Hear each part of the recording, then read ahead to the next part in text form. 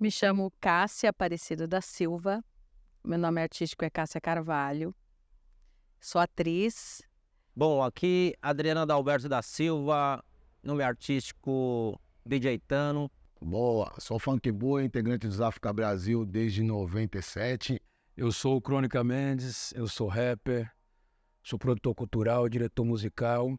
Olá, eu sou Ademir de Almeida. Eu sou Alan Shark, faço parte do coletivo Fora de Frequência. Eu sou o Beto Silva, sou grafiteiro, sou ilustrador.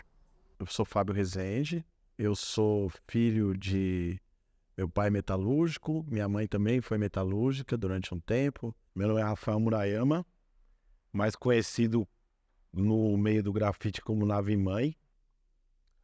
Sou Márcio Rodrigues, sou membro da Brava Companhia. Salve! Meu nome é Fernando Bueno, mais conhecido como Feijão. Meu pai é sanfoneiro das antigas aqui da região do Campo Limpo e agora tá morando no interior e tal. E meu pai, ele veio do Ceará, né? Ele é potiguar do Rio Grande do Norte, da cidade de São Miguel. Meu nome é Agnaldo Porto Rodrigues. Eu nasci no Pernambuco, vim para São Paulo com 5 anos de idade. Para quem não me conhece, eu sou o Mano Ti, sou compositor de rap.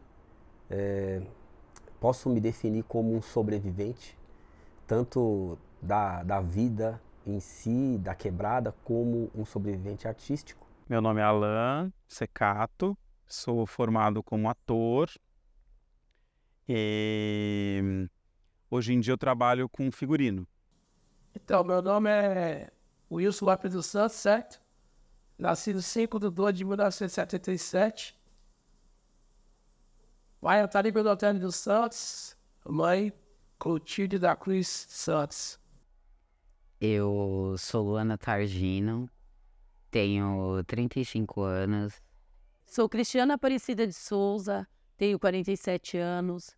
Filha de Dona Antônia e seu Expedito, mineiros da cidade de Santo Antônio do Grama.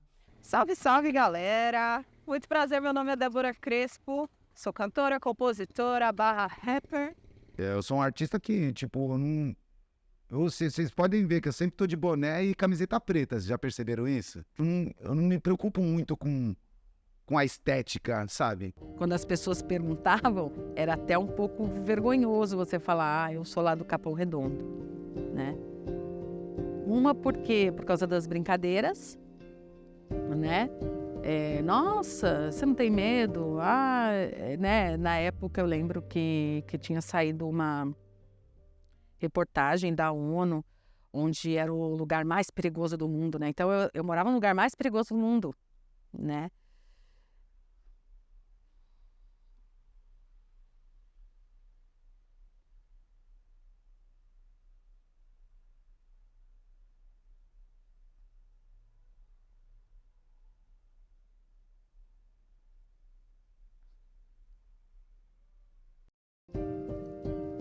A periferia é criativa, é abundante, é violenta, é perigosa, mas ao mesmo tempo é criativa.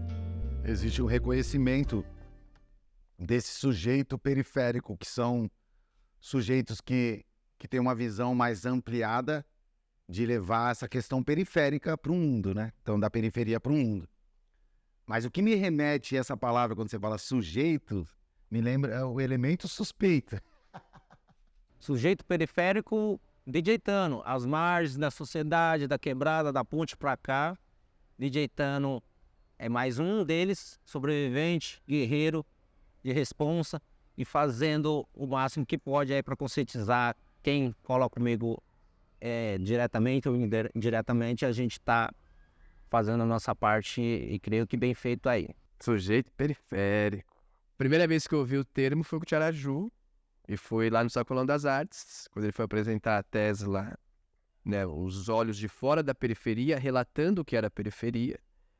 Depois um orgulho periférico do periférico, de nós que estávamos lá, né, que somos da ponte pra cá, somos periférico, que é Capão Redondo, essa parada toda. E eu acho que a gente, aí depois isso vai avançar, inclusive, para um outro lugar que é problemático, Que aí é como também a periferia vira um fetiche mercadológico. Eu me vejo nesse lugar de sujeito periférico, sabe? Sou da periferia mesmo, sou fruto do Capão Redondo. Sou nascido no Cline Sul. Pra quem conhece, ali ó, no meio do Capão Redondo, tem uma clínica que hoje nem tem mais maternidade, mas eu nasci ali, sabe? Sujeito periférico, sei lá, sou eu. eu sou um sujeito periférico. E basicamente todo mundo que tá próximo a mim também é assim. Mas eu não sei, eu acho que classificar, eu não sei. Eu prefiro ser também cidadão do mundo, né? Mesmo partindo da periferia, entender que todos os espaços que tem aí no mundo afora também, mano, eu posso ocupar, eu posso estar lá, posso conhecer, posso ir. O poder público, ele tá muito pouco presente aqui. Então, quando você não tem com quem contar, você conta com você e com o seu corre. Isso é o sujeito periférico. Bom, dentro aqui dessa periferia, né, eu, com uma mulher que canta rap, uma mulher negra dentro da periferia que canta rap, a gente vive meio que à margem, né? E fazer o rap pra mim foi querer não estar à margem dessa sociedade. Então, quando eu entrei para um grupo que falava Somos Nós a Justiça, eu me perguntava o que é essa justiça? A justiça é o que eu vi acontecer no decorrer. Eu, Cris, falando de mim mesma, quando a gente para escrever, eu atravessava da Zona Sul até Arujá para poder ensaiar, não tinha metrô. Eu pegava 3 ônibus, o ensaio era às 9 da manhã em Arujá. Eu saía da minha casa às 5 da manhã. Sujeito periférico, não sei, eu me encaixo, porém não me enquadro, devido a várias vertentes, assim, eu nasci na periferia, eu sou cria da periferia, mas ao mesmo tempo a periferia também ela tem uma segregação no qual ela distingue a pessoa que abdica de tudo para estudar e a pessoa que abdica de tudo para virar outra coisa, no qual são elementos da vida que trazem conteúdos para cada um, no qual você decide o que quer ser dentro da periferia. Porque ao longo do processo histórico, a gente sempre foi visto como elemento suspeito, né? E hoje nós somos sujeitos periféricos que está ligado diretamente com a arte, e não só com a arte, mas com toda essa riqueza do que a periferia produz, né? O sujeito periférico, né? E o que é a periferia? Eu acho que a periferia é o resumo não, eu acho que é a soma, lembra? Isso é Preto Góes, a soma da soma do que somos. Então a periferia é isso, é arte, é música, é culinária, sabe? É tradição dos povos. A periferia representa a verdadeira mistura, não a miscigenação forçada. Sujeito periférico. Eu não gosto muito da ideia de sempre buscar adjetivar a gente de algum jeito. Eu não gosto muito da ideia de sempre estar correndo atrás da gente com uma caixa para colocar nós lá dentro. Eu gosto da liberdade. Me chame pelo nome.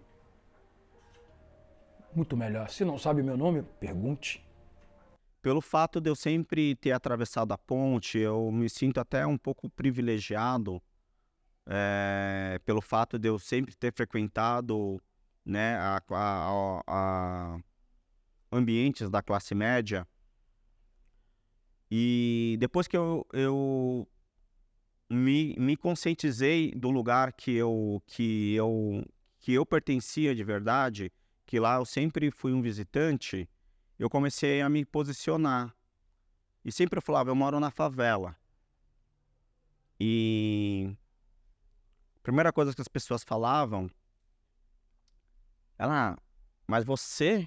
Eu falei, Aí eles, mas você não parece que você é da favela. Eu falei, o que é um favelado pra você? Então, acho que o verdadeiro sujeito, não vou nem falar periférico, ou favelado, ou do condomínio, é o respeito. Então, o sujeito é o respeito. Pra mim, é isso. Eu acho que isso tem no geral e tem no específico.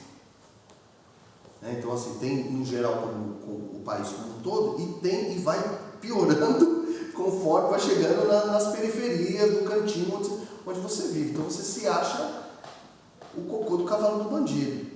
Então, quando vê um sujeito da quebrada, tudo bem que era de outra quebrada, que traz um conceito como esse, tentando levantar levantar a bola, sabe, das pessoas que fazem na quebrada, que sempre fizeram, que estão lá, que são filhos dos que fizeram, que são netos do que fizeram, são sobreviventes, são, sabe, lutadores a vida inteira, filhos de lutadores. Eu acho que isso resgata um tipo de ancestralidade dentro da gente, assim, que dá uma força, sabe? Sim, eu me identifico como sujeita periférica com a palavra, o conceito. Para mim, um sujeito periférico, posso estar errada, né? Porque estou pensando agora assim, né? Mas para mim é a pessoa que se reconhece como um sujeito daquele espaço, daquele lugar, daquelas pessoas, daquele modo de vida, que não abaixa a cabeça. Eu me identifico hoje, tem um tempinho que eu já me identifico como sujeito periférico, mas mesmo morando na periferia, teve uma época que eu não me identificava, ou eu não sabia me identificar, porque, assim, eu não tive uma vida ruim, não tive uma vida rica, mas eu não tive uma vida ruim. Então, teve épocas que eu pude estudar em colégios, tipo, que tinham mais recursos. Não vou nem falar colégio bom, que para mim, na grande maioria dos que eu estudei, seja público ou privado, eles foram bons. Mas eu vou falar colégios com mais recursos, porque eram colégios particulares, né? Então, nessa época, isso na questão racial mesmo, só tinha amigos brancos, eu não me entendia nem como uma pessoa preta, que eu me considero uma pessoa preta, e todos os meus amigos brancos eram de lugares bem, como é que fala? Bem burguês, Eu sou um sujeito do mundo, mano. Sou um sujeito do mundo. Sou um cara que cresceu em periferia, que está na periferia, mas a periferia não é o meu limite. E eu acho que não deve ser o limite de ninguém. A gente precisa romper, experimentar, construir um novo. Que é possível construir aqui, mas que também é possível construir fora daqui e criar conexões. Eu acho que dá para dizer que uma parte do teatro de grupo paulistano da atualidade, essa parte seria ali o conjunto de grupos de teatro da periferia, nas suas várias linguagens, estéticas e modos de organização. Acho que dá para dizer que parte desse teatro periférico surge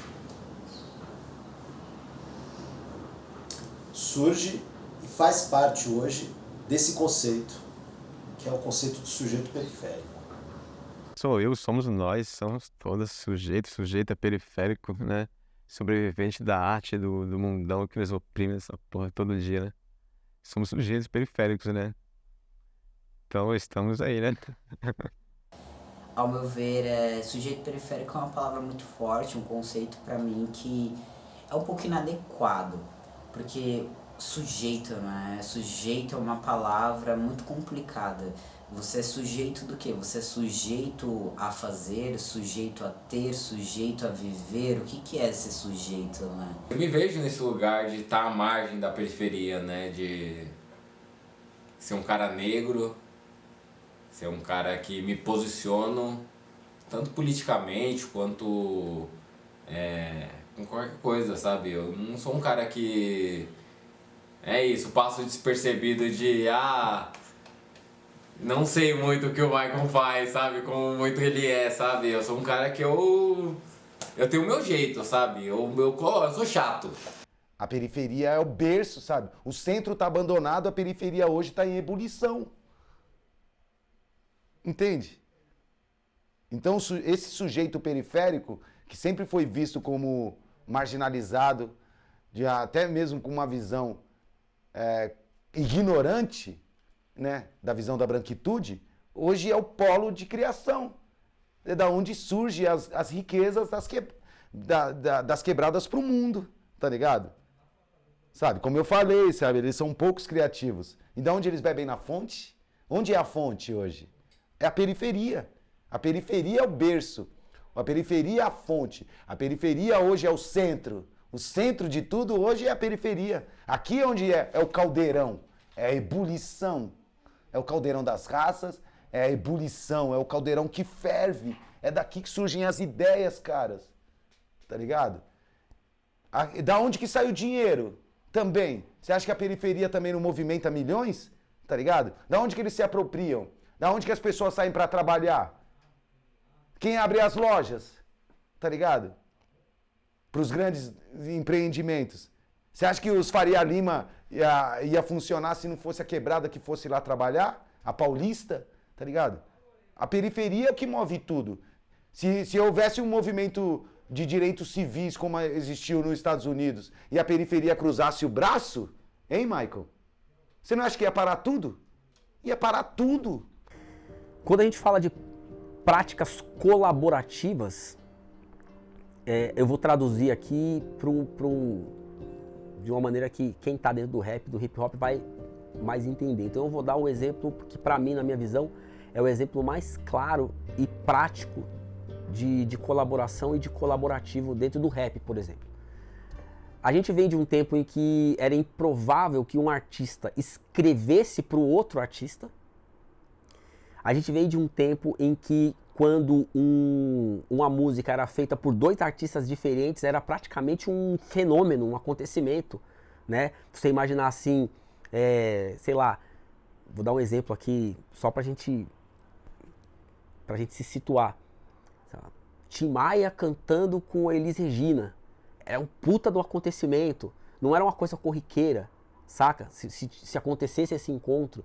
Racionais cantando com o Taíde, saca? RZO cantando com Realidade Cruel. A gente vem de um tempo que pensar nesse tipo de coisa era algo quase de outro mundo, né? Políticas públicas e a estrutura que está rolando hoje, vem rolando antes, sempre rola essas portas aí de aberturas para editais e tal.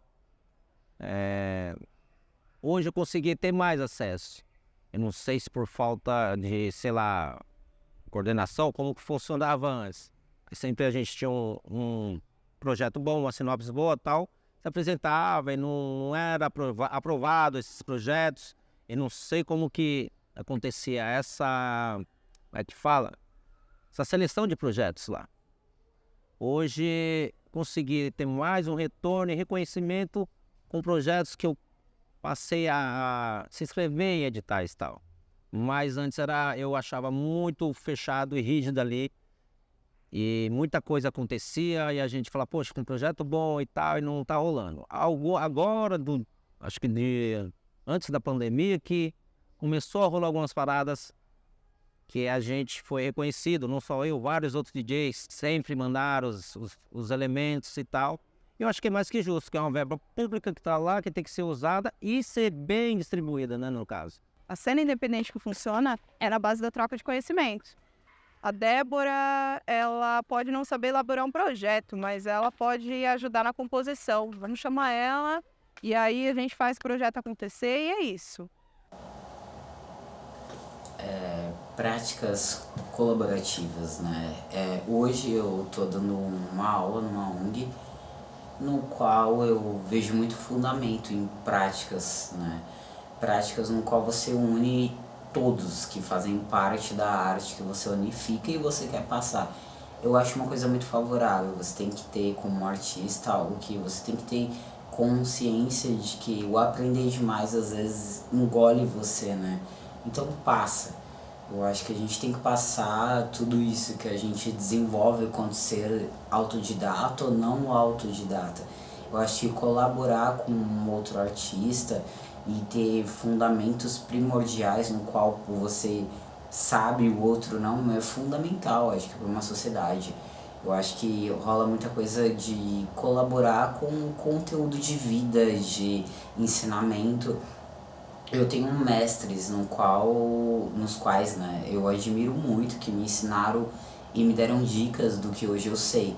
E acho que é uma colaboração, né? Ninguém pode ficar com tudo aquilo sozinho. Acho que muito egoísmo. A falha não está em se organizar coletivamente. A falha está em ainda vivemos sob uma estrutura que não é coletiva e que não pensa assim.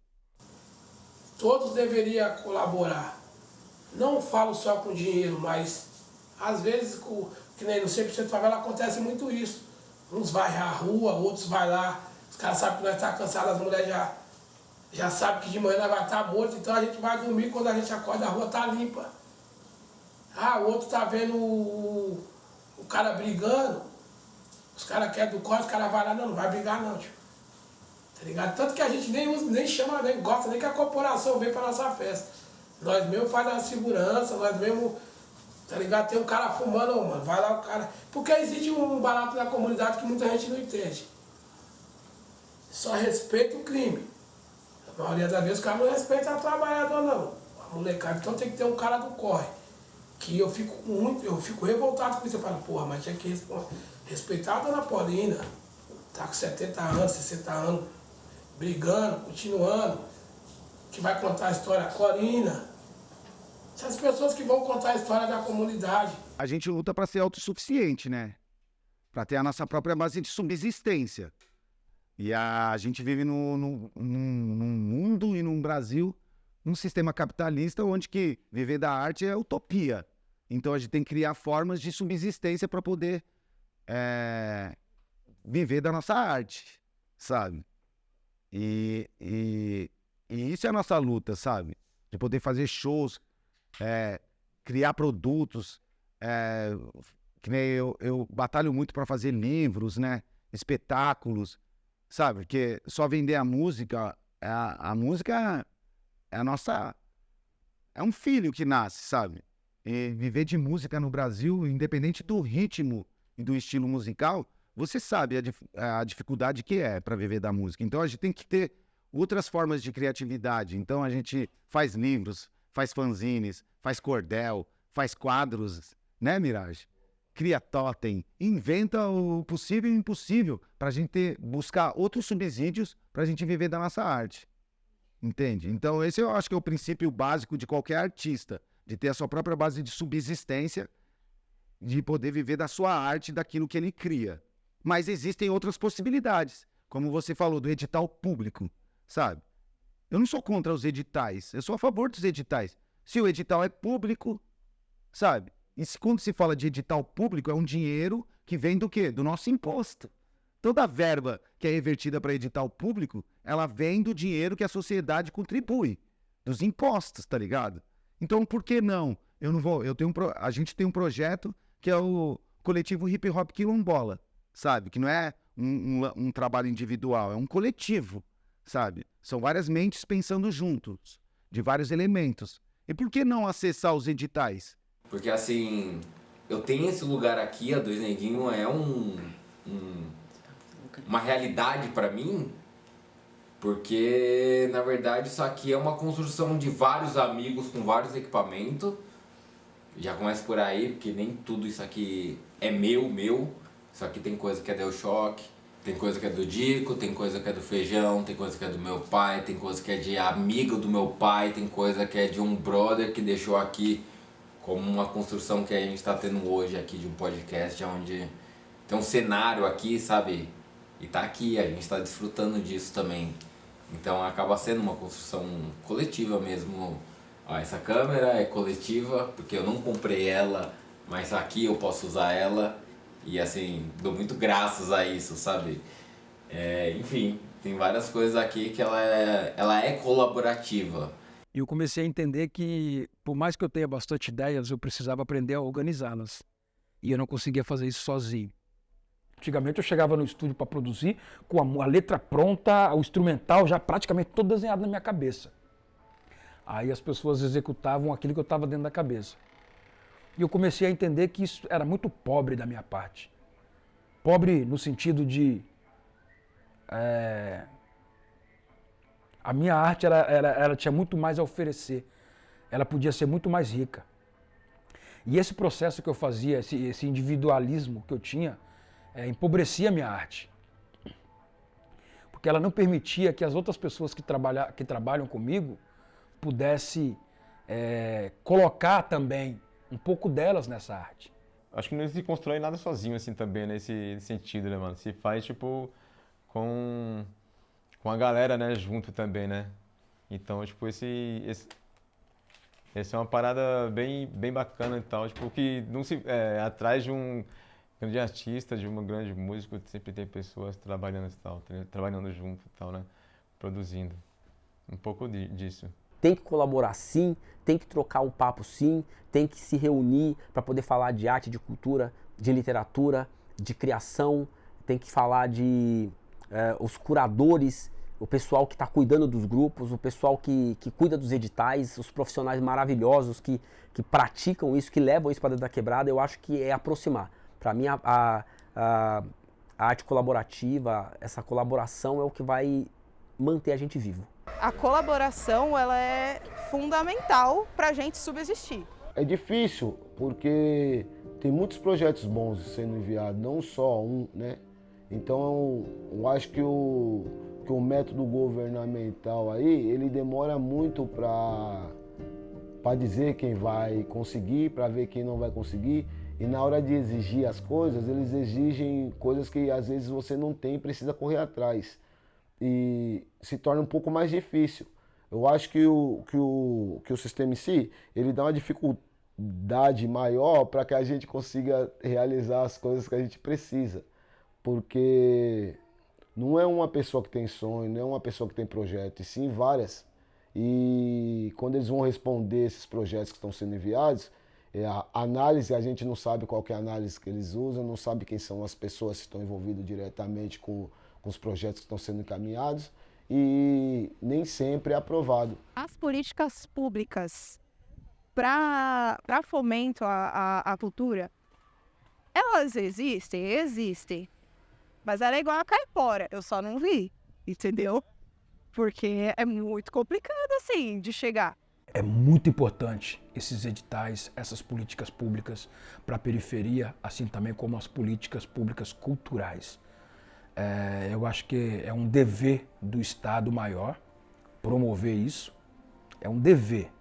Não é um favor, não é uma ajuda. É uma obrigação do Estado.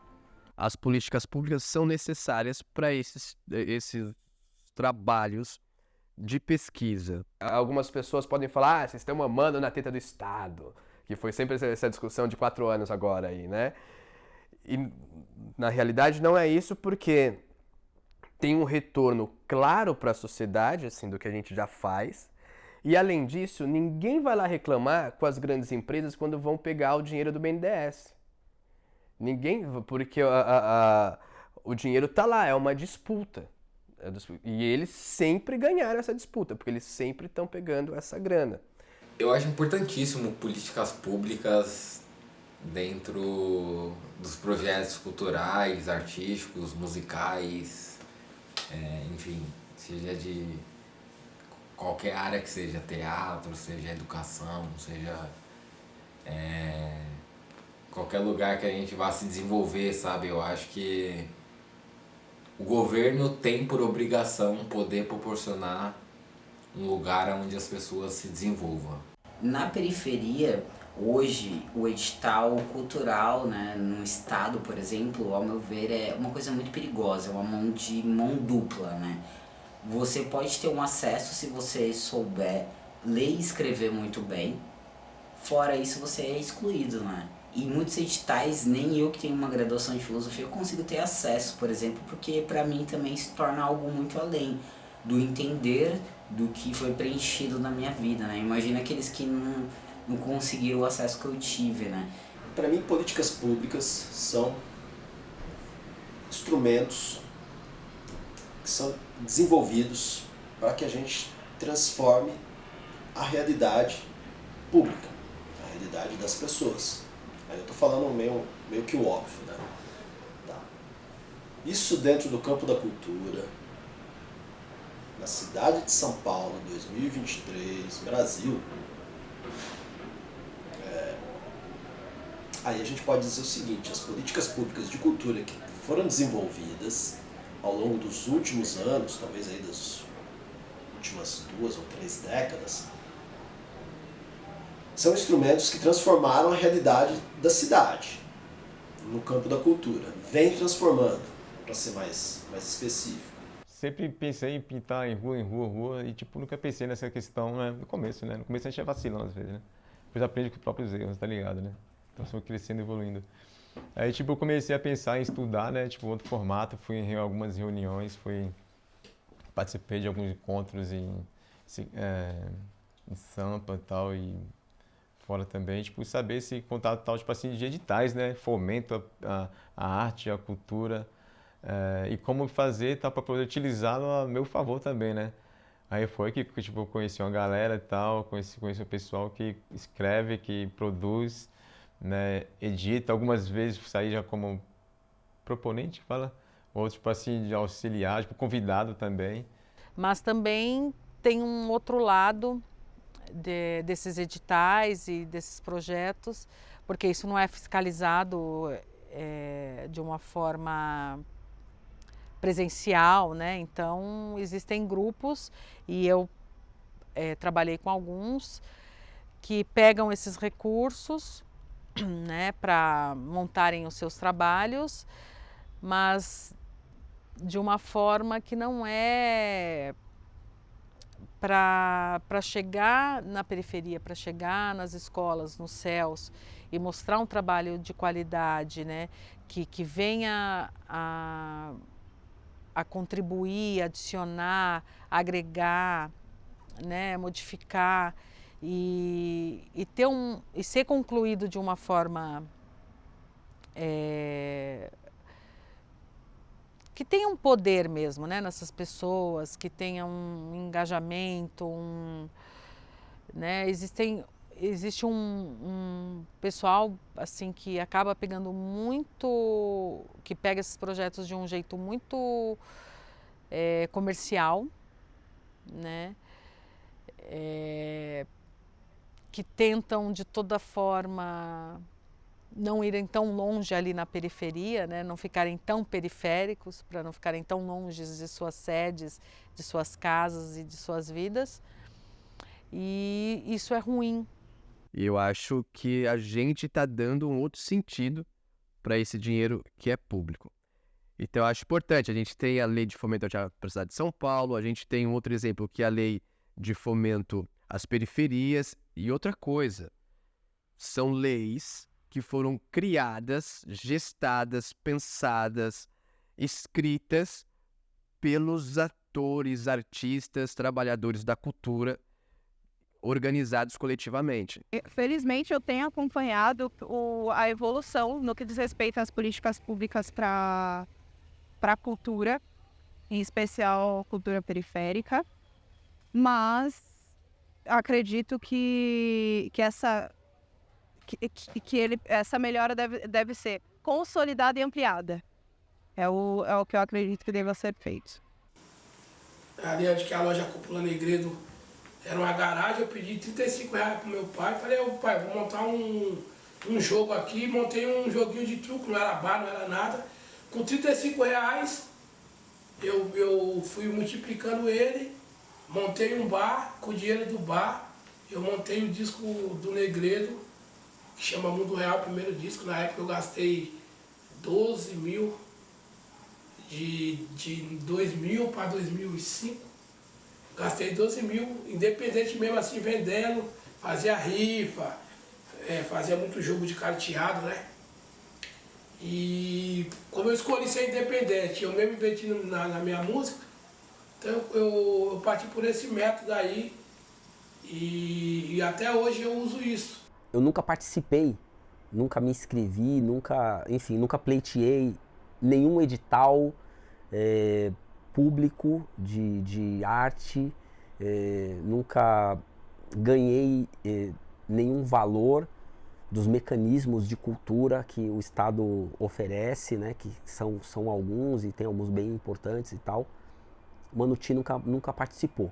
Eu vou precisar ler um raio de um edital de 20 páginas para ter acesso sei lá, um fomento de 10 mil reais. Que com 10 mil reais, deixa eu te falar uma coisa, para um artista, não paga um EP. Não paga 3 músicas lançadas da forma correta. Não paga uma assessoria de imprensa, não paga um bom videoclipe, não paga um bom material fotográfico. Não paga. Então, acho que as coisas deveriam ser alinhadas e organizadas nesse sentido, sabe? Há vários coletivos fazendo o que o Estado deveria estar fazendo, várias organizações, e é uma forma do Estado até baratear o custo que ele teria se fosse ele mesmo fazendo.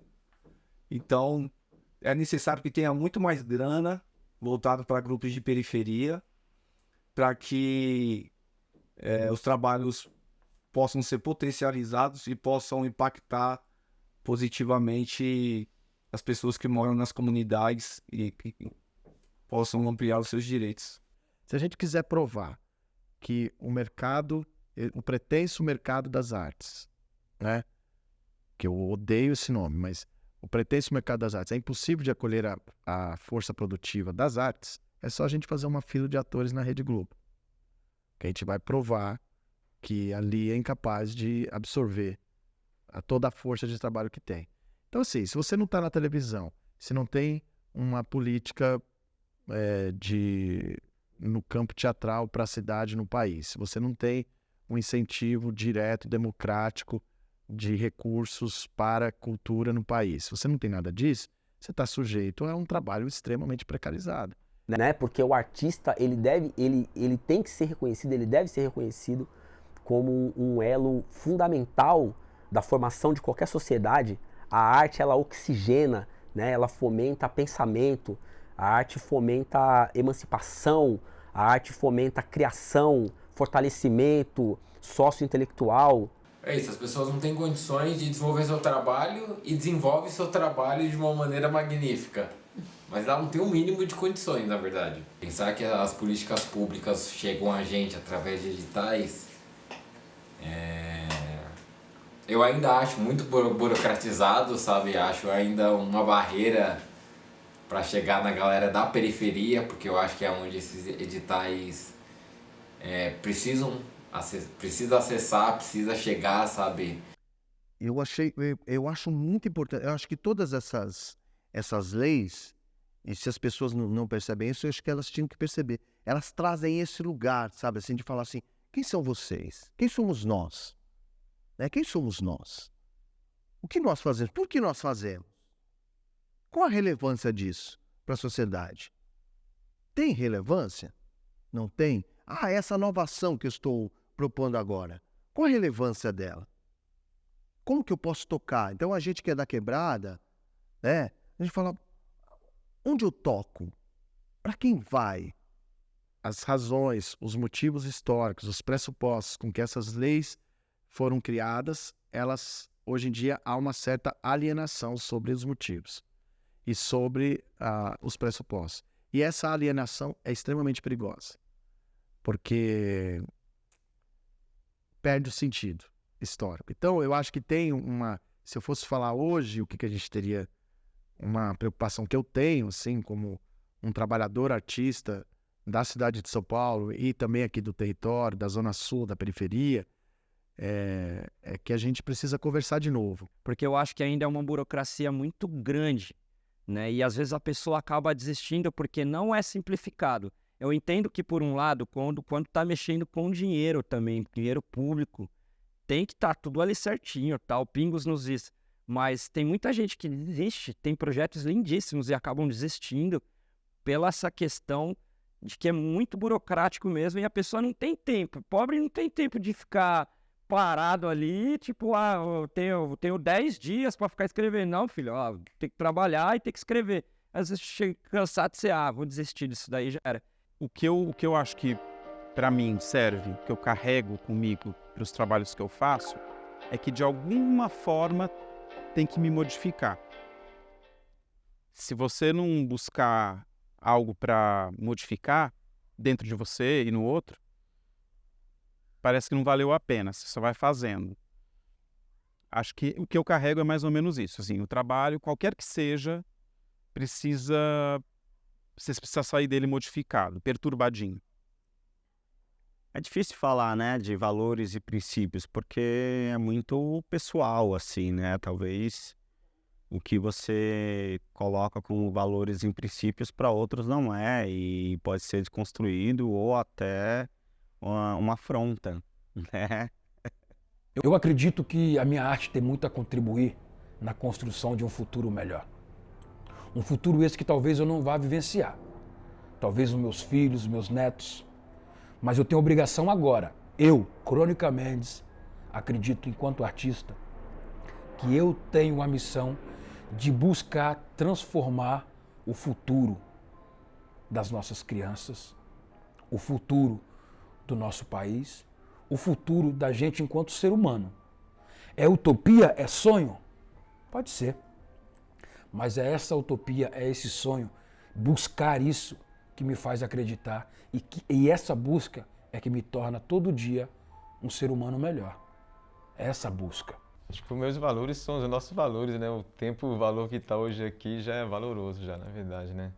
E, tipo, desses valores tal, tipo, que é família, né? Base é amigos, é bons amigos e grafite e arte. Mas eu trabalho a realidade no sentido de aquilo que eu tô falando, eu procuro um lugar de fala, eu procuro situações que na minha cabeça vai chegar na maior quantidade de pessoas possível. Um conceito que eu trago muito para minha arte e para minha vida é o hibridismo, não é? Você ser híbrido, não utilitário. Acho que quando você é utilitarista tudo é muito rápido, mas quando você se torna híbrido, você consegue ir e vir para todos os lugares, sabe? Com respeito, caráter, você entra e sai. Isso é uma coisa muito, para mim, na minha arte, o que me faz sair de uma realidade e ir para um realismo. Mas, enfim, tô eu aqui firme e forte. Em 2018, fui buscar estudar um pouco mais da ancestralidade. Quis conhecer as religiões também de matriz africana, que é o que diz muito na minha vida. Eu acho que ali eu me encontrei de uma forma que me transformou, assim, como mulher, que hoje eu consigo me ver, assim, eu, Cris, e dizer quem eu sou e como eu quero estar no mundo, entendeu? O meu princípio mesmo é a verdade, né? Eu gosto da verdade. Então, na minha música, eu gosto de falar sempre a verdade. Às vezes a gente usa uma poesia, um verso bíblico, que são coisas que a gente vai buscando informação lendo, uma poesia do Ferrez, uma poesia de Sérgio Vaz, ou um papo que o Mano Brown trocou com nós, ou que a minha família trocou. Então a ideia é levar para a música a verdade. Eu tenho meus princípios éticos são assim, eu não faço com os outros o que eu não quero que seja feito comigo. É muito delicado você falar de ética e falar de si mesmo, né? Porque não basta só você dizer, não, eu procuro ser ético, procuro ser justo, vamos chamar isso aí de um mínimo, né? Seria o mínimo que a gente espera de todo mundo. Mas quando você vai para um mercado de música, por exemplo, e aí a gente vai trazer para os tempos atuais, né? Em que meio que o mainstream da música vira um grande, vou fazer aqui uma analogia, pode soar um pouco pesado essa analogia que eu vou fazer, mas é para ilustrar bem, para dar um cenário, para ir direto ao ponto. Eu não gosto muito de rodeios. Então, o mercado da música mainstream hoje é como se fosse um octógono de vale tudo, saca? Do UFC, que quando você entra lá, vale tudo. É para matar ou morrer, só vai sair um de lá de dentro. Então, o mercado da música hoje entrou nesse modus operandi do vale qualquer coisa. E hoje meio que está todo mundo disposto, de fato, a fazer qualquer coisa pela fama, pelo hype, pelo reconhecimento, saca? Falar de amor é um negócio muito louco. Até porque o amor, ele tem que começar a partir da gente. Mas como se amar, como ser um sujeito ativo, falando de afeto, em uma droga de sociedade que simplesmente despreza completamente a sua humanidade, a sua individualidade e diz que sua narrativa não tem valor nenhum.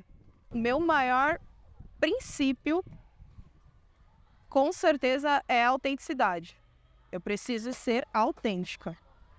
Mas um dos meus alicerces, com certeza, é levar em conta a minha negritude, sabe?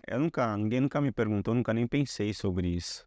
É até algo novo, assim, para se pensar, porque as coisas que eu faço também é muito ingenuamente, assim, muito instantânea, né?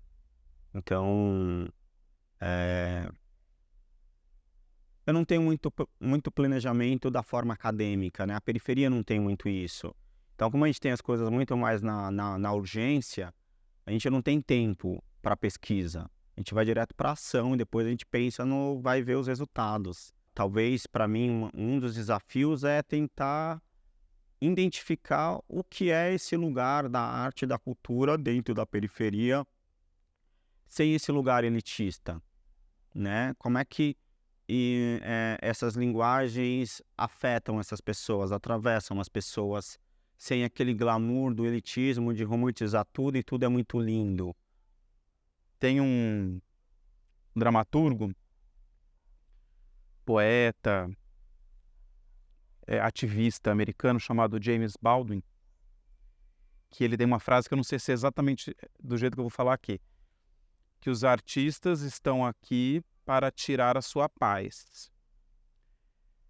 E acho que nos trabalhos a gente tem que encontrar algo que tire um pouco a gente do conforto, da paz, do que tá tudo certo no mundo. Eu acho que o maior valor da humanidade, o que faz cada pessoa saber o que está em cada lugar e situação, é o caráter de si próprio. Eu acho que isso não demanda uma ética, demanda você saber se localizar em cada território onde você está e onde você pode entrar e sair. A ética, ela limita isso, né? Você não pode entrar e sair de alguns lugares éticos no qual você, sendo periférico, não é ético estar, né? Então eu sou contra tudo isso, mas porém os padrões que eu mais prego na vida é o caráter. Acho que com caráter você vai para qualquer lugar. A não ser que seu caráter não tenha uma coisa muito boa, né? E fica limitado. A ética, eu acho que ela, no trabalho, ela não... Isso não é nem sobre teatro mais, né? Acho que se não houver ética, não existe. Relações entre pessoas, se elas não existirem com ética, não tem porquê, assim, não vai funcionar. A arte periférica é uma cura, tá ligado? Ela é uma maneira de você curar algumas feridas que você, infelizmente, por ser, e só por ser periférico, por ter nascido na quebrada, feridas que você já vai trazer com você de série.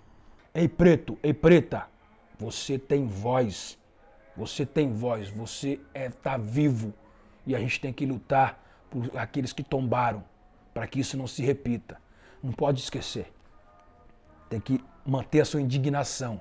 Indigne-se, rebele-se, mas saiba fazer isso com inteligência.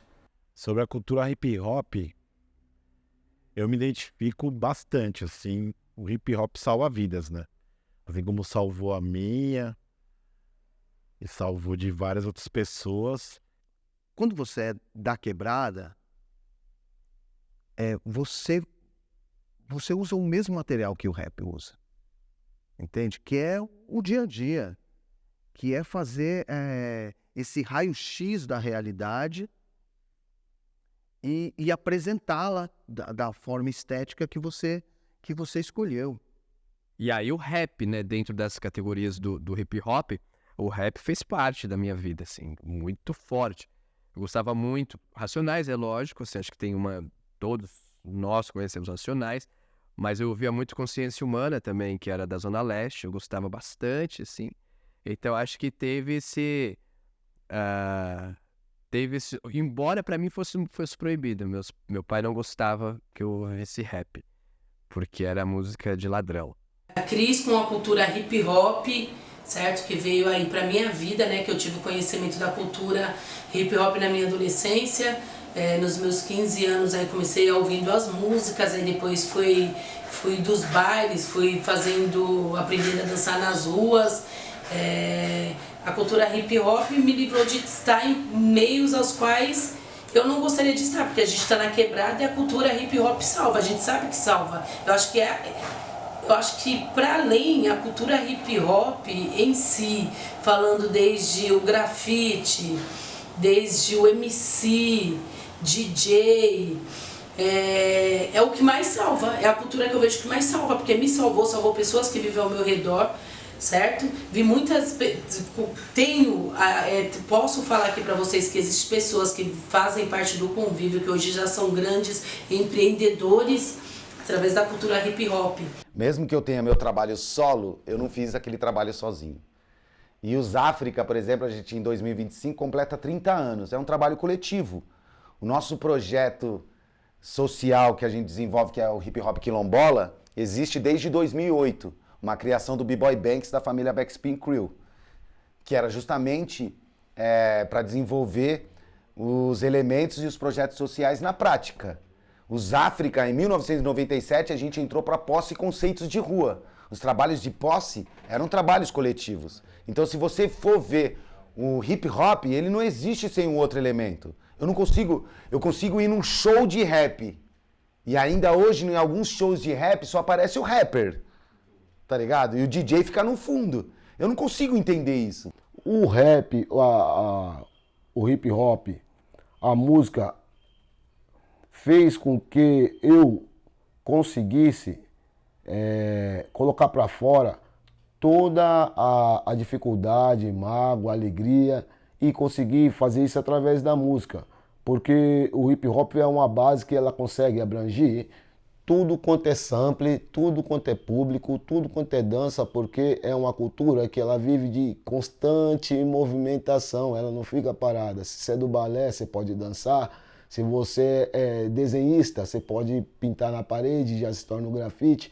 E ela abrangiu, né? O hip hop conseguiu abranger essas diferenças no todo. Por isso que é o meio mais eficaz que eu vejo na educação hoje no Brasil. Eu aprendi a gostar de hip hop nesse período aí, da virada dos 80 para os 90, tanto internacional como nacional. Hoje eu fico feliz de ver o meu filho ouvindo Racionais. Eu acho o máximo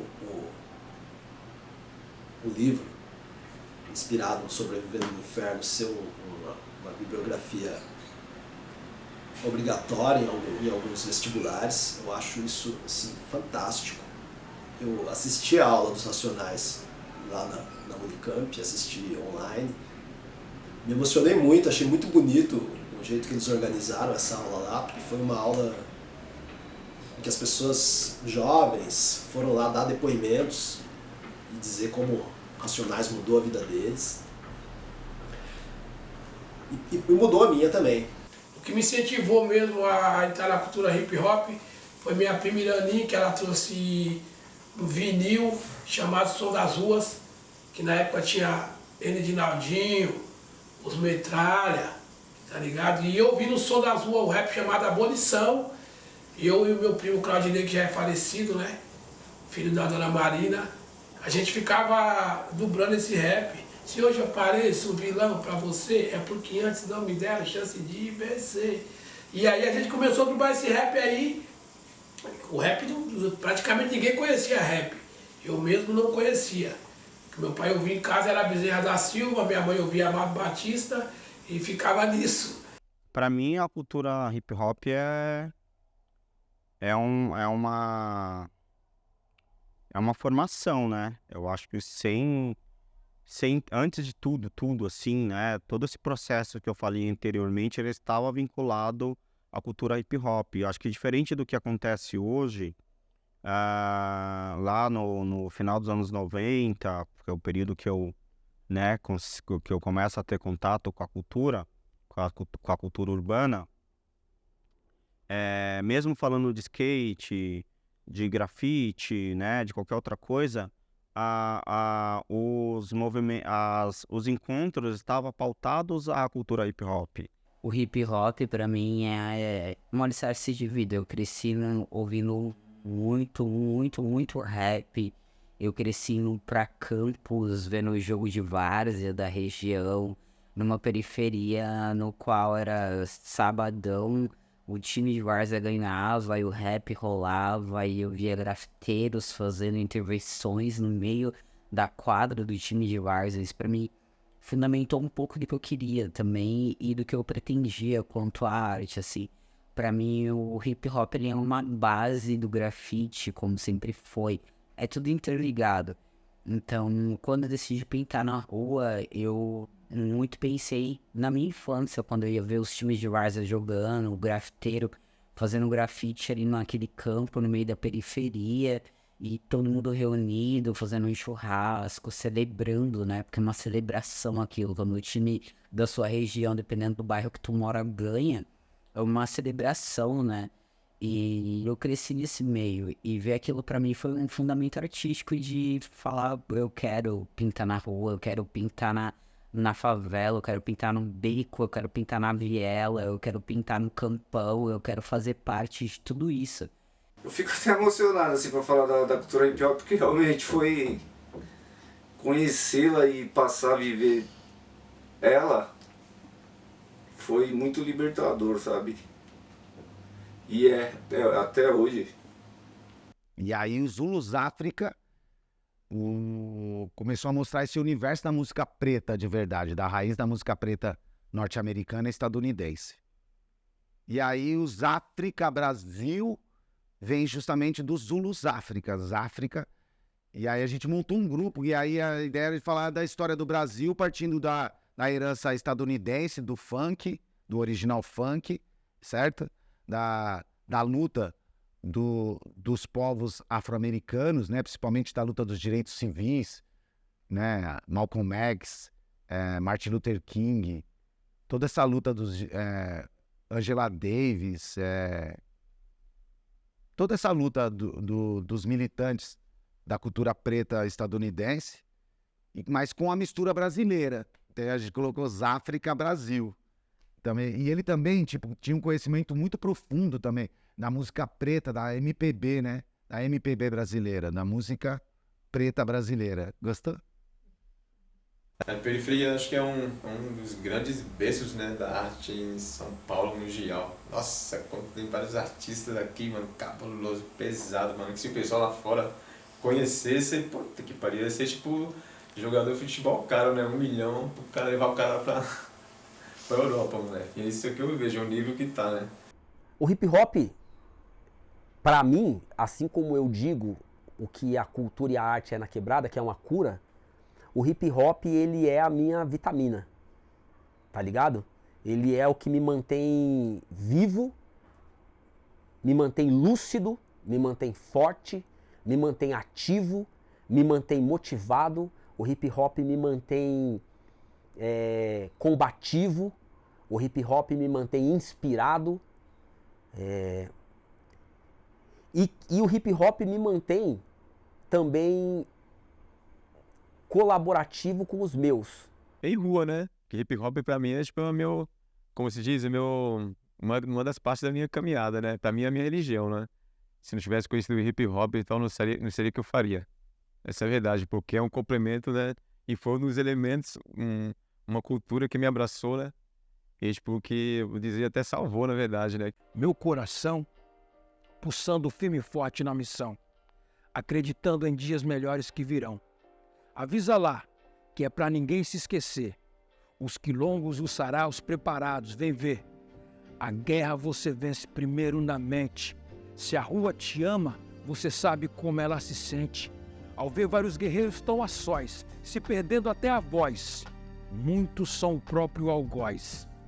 Mandaram calar a voz lá da feira.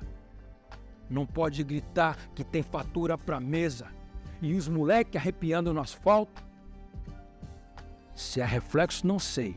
Só sei que tá tudo errado. Nas favelas do Brasil, o povo falou.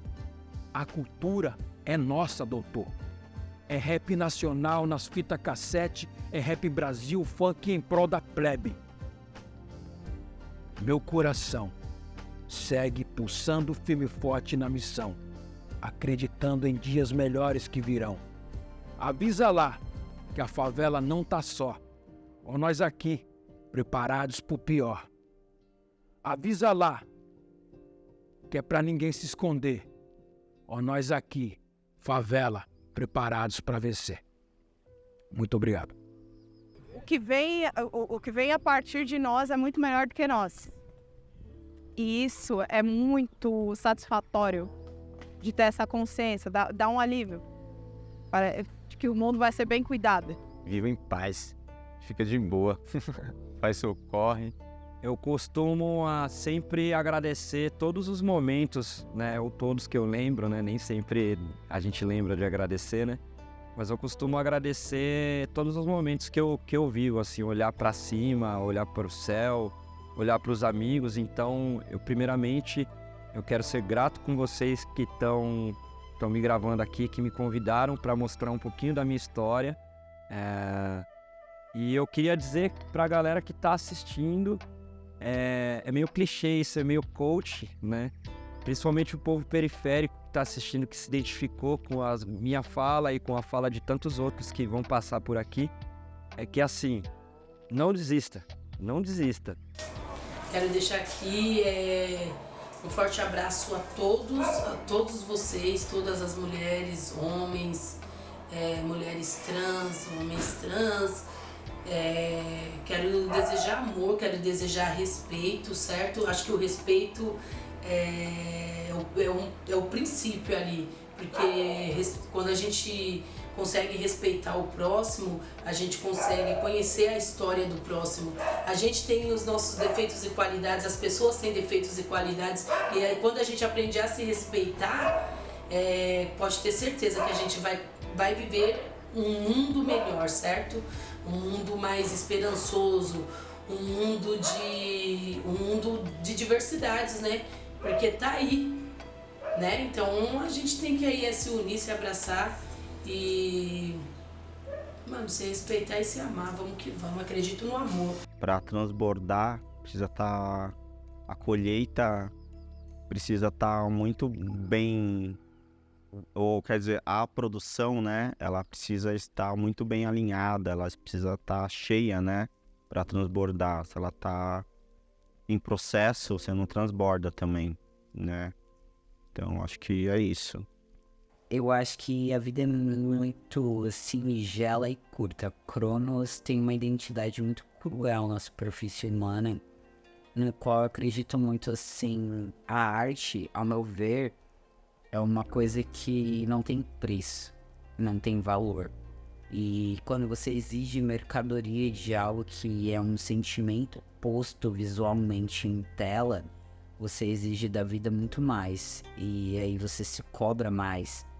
Então eu acho que para criar arte você não tem que ter um padrão nem uma ética, muito pelo contrário.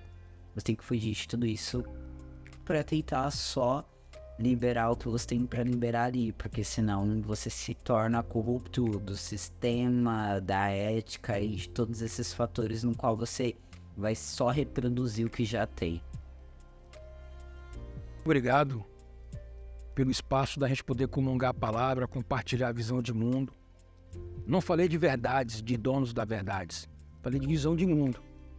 Se é alguma dessas visões encontrar alguém que pensa semelhante, sinta-se abraçado.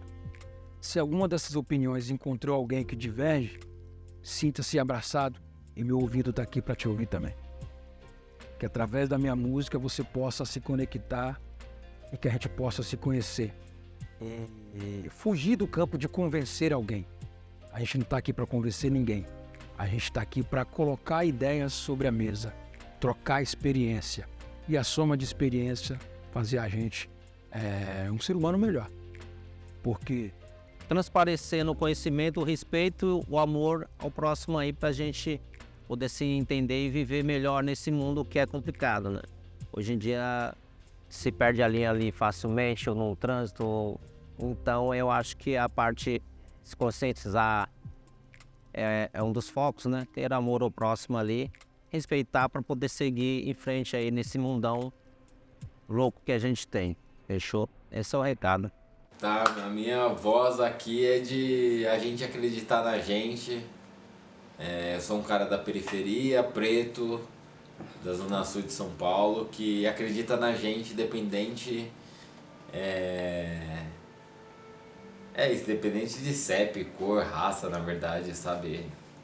Eu ser preto da Zona Sul, da periferia, não muda nada, a gente são todos iguais, a verdade é essa.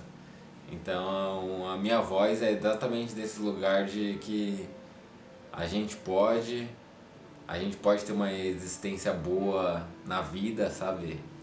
Basta com que todo mundo que esteja à nossa volta queira também.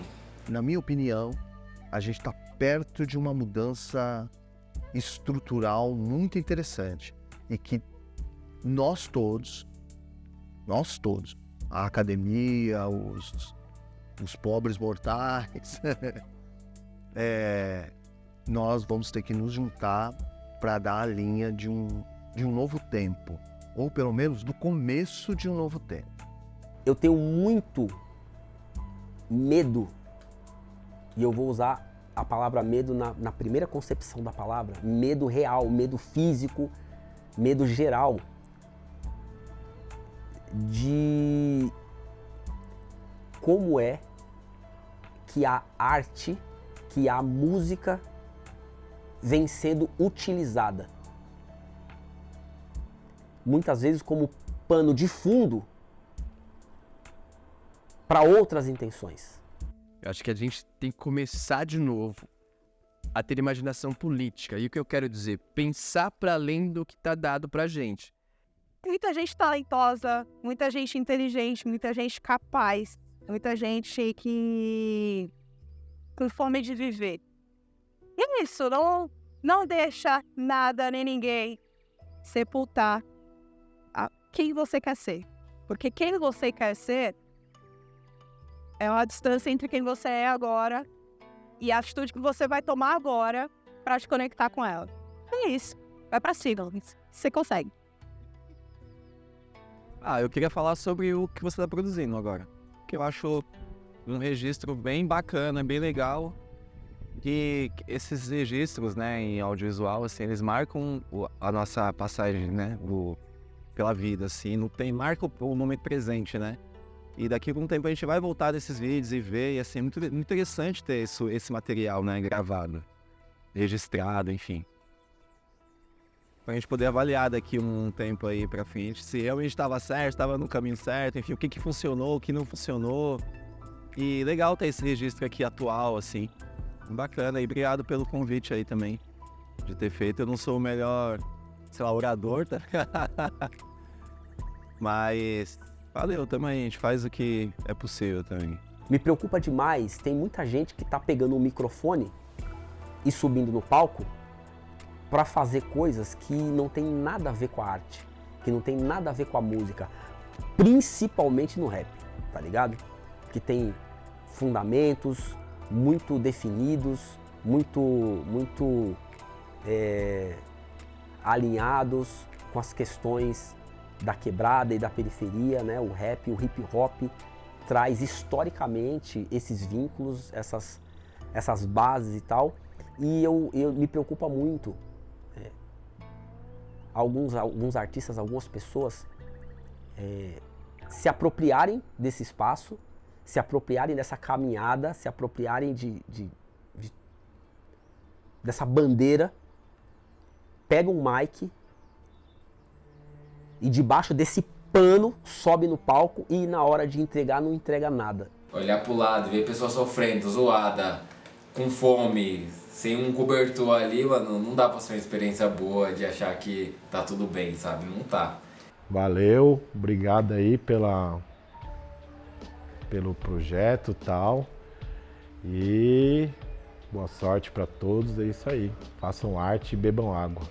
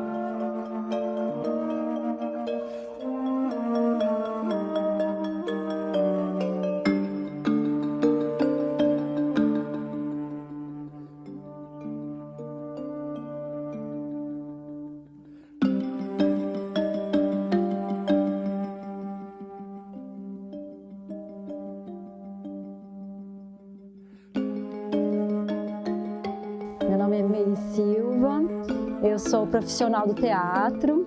Nesse momento eu estou pesquisadora no doutorado, né? Mas consegui ampliar a minha pesquisa para além da cena teatral, para a cena artística da produção e criação que acontece dentro da região do Capão Redondo, para apresentar como que se dá esse processo dessa produção artística na periferia. E aí, dentro dessa proposta do SPAC, que tem esse espaço de diálogo bem amplo para a gente oxigenar as pesquisas, eu consigo fazer o convite para esses artistas muralistas do Capão Redondo virem até a universidade, fazer essa obra para contribuir justamente nessa perspectiva de desmistificar, mostrar a potência do que existe dentro da periferia, dentro das diferentes linguagens, da música, das visuais, do audiovisual, da dança. Meu nome é Miragê, São Paulo, Zona Sul, Embu das Artes. Gisbel é um escritor, liderança indígena. E estamos aqui na faculdade fazendo uma homenagem a ele e contando um pouco da sua história que ele deixou de ensinamento para nós. Já Gisbel vive.